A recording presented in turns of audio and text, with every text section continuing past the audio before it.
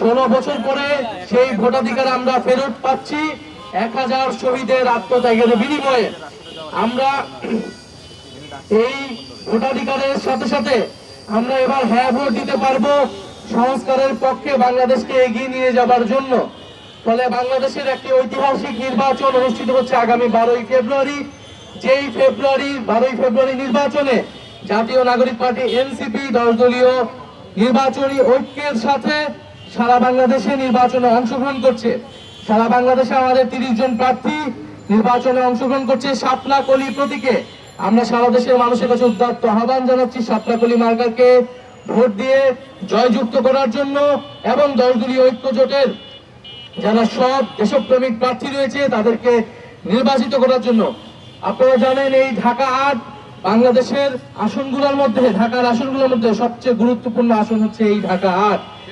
যেই ঢাকা 8কে কেন্দ্র করেই বাংলাদেশের ঢাকার রাজনীতি, অর্থনীতি, বাণিজ্য, প্রশাসন সবকিছুই পরিচালিত হয় এই ঢাকা 8কে কেন্দ্র করে।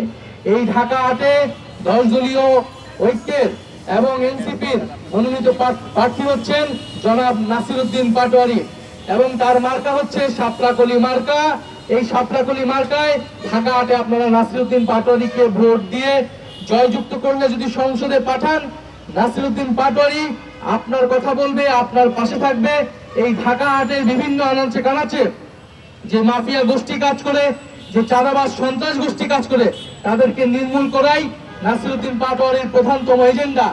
দ্বিতীয়ত, শরীফ ওসমান হাদি ভাইয়ের হত্যাকাণ্ড এই ঢাকা 8-এ হয়েছে। তিনি এই ঢাকা 8-এ স্বতন্ত্রভাবে লড়াই করেছিলেন, কোনো দল ছাড়া, কোনো কর্মী ছাড়া। উনি আজাদির পক্ষে, ইনসাফের পক্ষে একাই সাহস করে দাঁড়িয়ে গেছিলেন গণতন্ত্রের পক্ষে। আমরা সেই শরীফ ওসমান হাদি ভাইকে আজকে স্মরণ করছি, ধারণ করছি এবং এই হত্যাকাণ্ডের বিচারের দাবি এই ঢাকা 8 আসনে নাসিরউদ্দিন পাটোয়ারির অন্যতম এজেন্ডা।